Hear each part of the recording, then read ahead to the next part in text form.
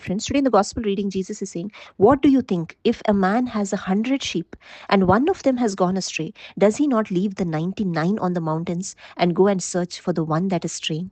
And if he finds out that one, truly I say to you, he rejoices over it more than over the 99 which have not gone astray. And from this, we understand that Jesus, who is our good shepherd, he comes searching for the lost sheep. And many of us don't know who is our shepherd.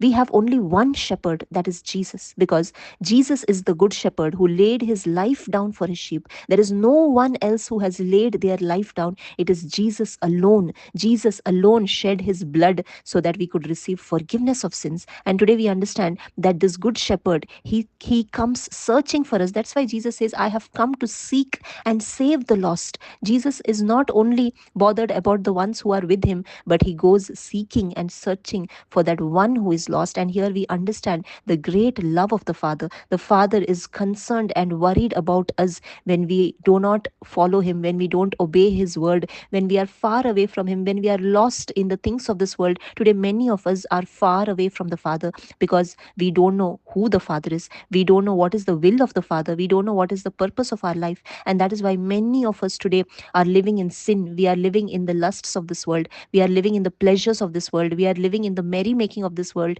eating, drinking, and enjoying, thinking that there is no tomorrow. And in all these things, we are breaking the heart of the Father, because the Father is waiting for us. He comes searching for us. He seeks for the lost one, and his heart goes out for the ones who are lost. And today, my dear friends, we need to understand that Jesus rejoices when that one who has gone astray is found. Today, we need to come back to the Father. We need to know that our Father is deeply, eagerly waiting for the one who has been lost. And when the Father finds that one lost person, he rejoices. That's why we see in the Gospel of Luke, chapter 15, verses 7, it says there is more joy in heaven over one sinner who repents than over 99 righteous people who need no repentance. My dear friends, today, if we have gone far away from the Father's love, let us repent. God wants us to repent of our sins. And the minute we repent, he is ready to embrace us. He is ready to carry us back to that sheep flock, that fold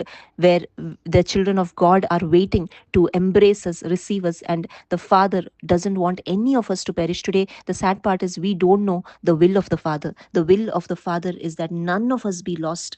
We see in the second letter of Peter, chapter 3, verses 9, it says, the Lord is not slow about his promises, as some count slowness, but he is patient towards you, not wishing for any to perish, but for all to come to repentance. God doesn't want any of us to perish. That is why Jesus left his heavenly riches and he came down to this earth as a mere human being so that none of us may perish. He came to sacrifice his life for us, and all those who believe in this sacrifice, that Jesus died for me, he paid the price of my sins, will have eternal life. And that is why Jesus came. Jesus came to save us so that we may all be with him forever. And all of us who know the heart of the Father, we have a job in seeking and saving the lost. We also need to share the love of the Father. If we have received the love of the Father in our life, then it is our responsibility, our duty to share in the mission of Jesus, to save and to seek the lost, so that all of us may come to the home of our Heavenly Father. The Father is